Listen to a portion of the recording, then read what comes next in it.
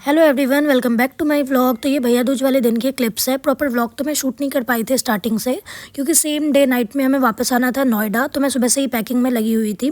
But मैं कोशिश करूँगी मेरे पास जितने भी क्लिप्स पड़े हुए हैं मैं सभी को मर्ज करके एक अच्छा सा व्लॉग आप लोगों के लिए रेडी कर दूँ। तो ये है सबसे बड़े भैया हमारे, मेरे जेठ जी, जो दौज कराने के लिए खड़े हैं अभी। और ये सबसे छोटी वाली दीदी है जो तिलक कर रही है। भैया दूज मेरे मायके के साइड नहीं हुआ कभी, हमने कभी नहीं किया अपने भाइयों के लिए, सिर्फ रक्षाबंधन पे राखी बांधा करते थे। तो मेरे लिए ये भी फर्स्ट एक्सपीरियंस था। और अभी मेरी शादी का पहला साल ही चल रहा है, तो मैं जो भी नई नई चीजें देख रही हूँ सब मेरे लिए पहली बार ही है। जैसे रक्षाबंधन पे बहनें अपने भाइयों के लिए राखी खरीदती है, राखी की ज्यादा मान्यता होती है, वैसे ही दौज पे बहनें अपने भाइयों के लिए गोला और मिठाई का डब्बा खरीदती है। गोला मतलब सूखा नारियल, क्योंकि पहले मेरे भी समझ नहीं आता था। बिहार के साइड सूखा नारियल ही से कहते हैं हम, और नारियल होता है वो पानी वाला नारियल, बट यूपी के साइड इसको गोला कहा जाता है। अब धीरे धीरे मैं भी समझ रही हूँ कुछ चीज़ों को। तो आप एक टाइम पे रक्षाबंधन छोड़ सकते हैं। अगर भाई आपका इस साल नहीं आया है तो या तो आप राखी भिजवा दो, या नहीं भी कभी कभी हम भिजवाते हैं उसको, अगले साल भी बांध देते हैं। बट भैया दूज में ऐसा नहीं होता है। अगर एक बार हमने छोड़ दिया, अगर नहीं गए करने के लिए, तो वो छूट जाता है। इसलिए जिस साल भाई नहीं है तो गोला खरीद के गोला की पूजा करके बहन अपने पास में ही रख लेती है। जब भी भाई से मिलती है तब उनको दे देती है। फिर बड़ी वाली दीदी ने भी किया। ये सबसे बड़ी वाली दीदी है, 3 ननद जी है मेरी, और तीनों ही हमारे से बड़ी है। और बड़ी वाली दीदी तो थी ही, छोटी वाली दीदी भी आ गई थी इस बार। बट जो बीच वाली दीदी है उनको छुट्टी नहीं थी जीजू को, तो दीदी नहीं आ पाई थी।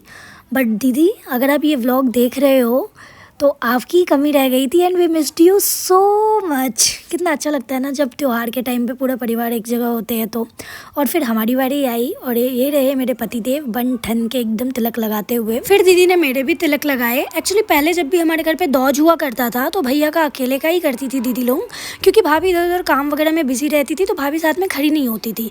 बट मेरे हस्बैंड ने मुझे पहले ही कह दिया था कि तुम रेडी हो जाना और मेरे साथ में खड़ी रहना, मेरे बगल में। उनको बड़ा शौक था कि उनकी वाइफ अब शादी हो गई है तो वाइफ भी साथ में खड़ी रहे। हमने भाभी को भी बोला था, बट भाभी की तबीयत थोड़ी ठीक नहीं थी, इस वजह से भाभी रेडी नहीं हुई तो कैमरे के सामने नहीं आई थी। और माँ यहाँ अचानक इतनी खुश हो गई कि हम सबकी नज़र उतारने लग गई।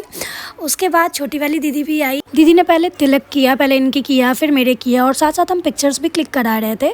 और गाइस देख लो अच्छे से, ये मेरी वही ननद है जो वायरल हो गई है।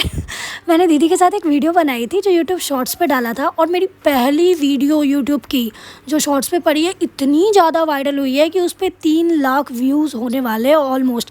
दीदी जी तो मेरे लिए बहुत लकी हो गई। फटाफट मैंने दीदी का आशीर्वाद लिया और शगुन का नेक दिया उनको, थोड़े बहुत फ़ोटोज़ क्लिक कराए हमने, और फिर अपने कमरे में जाके यहाँ मैं अपने पतिदेव को डांस सिखा रही हूँ, क्योंकि हमने अपने शादी पे डांस नहीं कर पाया यार। सब कुछ सही था मेरी शादी पे, बट इस बात का अफसोस रह गया कि बारात थोड़ी लेट आई थी, जिस वजह से डांस रह गया था हमारा।